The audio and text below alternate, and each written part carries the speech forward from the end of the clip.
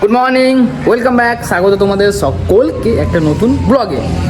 এই মুহূর্তে আমরা এখন আছি শাহজাহানপুরে, দিল্লি থেকে 260 কিলোমিটার পেছনে। এটা হলো সেই ধাবা। এই যে আমাদের হ্যান্ডসাম বয়, এদিকে তাকিয়ে দাও একবার, টুপি ম্যান সঞ্জয়, ঠিক আছে। এই যে ছোট বাহাদুর, পুরো ব্যাগ পুরো রেডি। আমাদের বলদ গুরুর পেয়ে গেছে পুরো, মানে পেট খারাপ হয়ে গেছে। কাল রাত্রে থেকে আজকে কয়েকবার ল্যাট্রিন চলে গেছে, কোনো ব্যাপার নয়, ওখানে এগোতে হবে।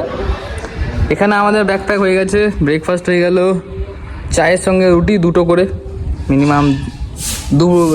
মিনিমাম দুপুর অবধি চালিয়ে নেবো।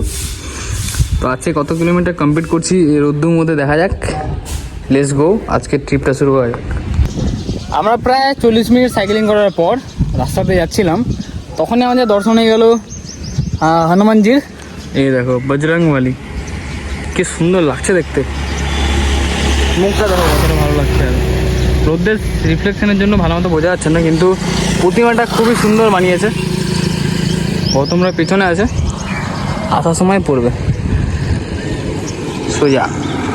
একটা আঙ্কেল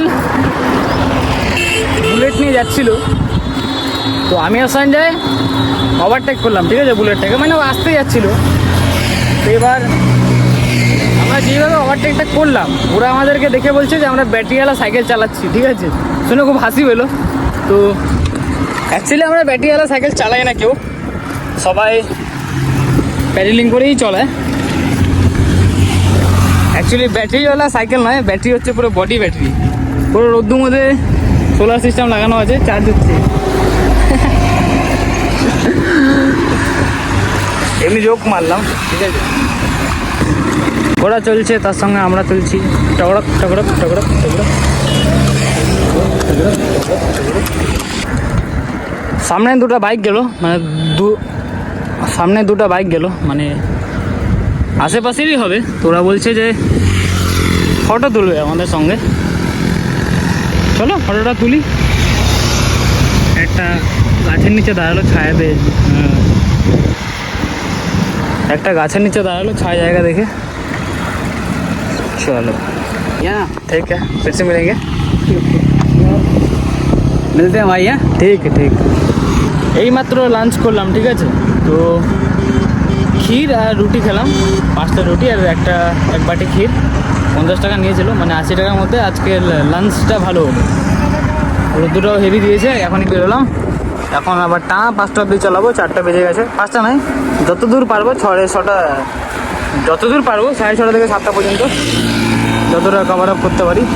চলো, আমরা সকাল 8:30 থেকে, আজকে ডে 14-এ সকাল 8:30 থেকে বিকেল 4টার মধ্যে 78 কিলোমিটার কমপ্লিট করে নিয়েছি, ঠিক আছে।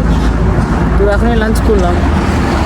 এবার আমাদেরকে আরও মারতে হবে 50+, মানে 50 থেকে 55 কিলোমিটার। তাহলে কী হবে, আমাদের ভালো হবে।